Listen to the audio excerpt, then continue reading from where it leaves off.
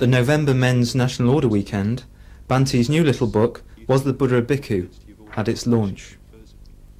Bhante, freshly back from a 5-week trip to North America, preceded the launch with an informal 90-minute talk about his trip and the importance of the new book.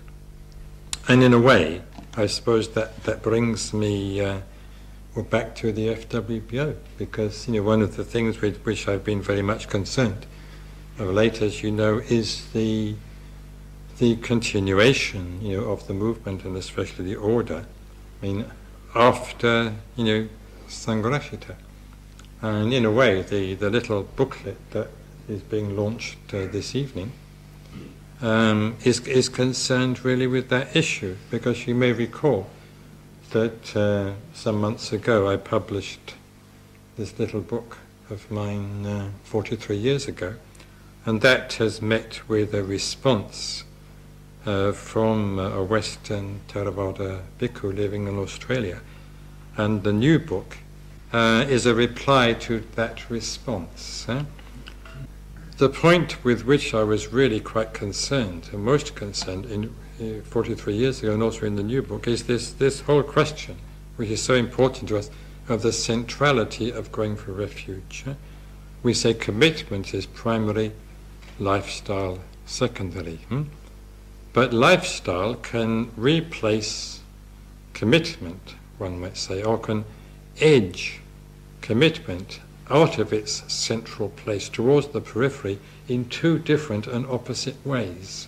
One way is, as say the Theravadins do, you emphasize monasticism so much, you emphasize the monastic lifestyle so much, that commitment in the form of going for refuge gets peripheralized, or even forgotten. But the other extreme is that you emphasize the so-called lay life so strongly and make it so central that the commitment to the going for refuge becomes peripheralized.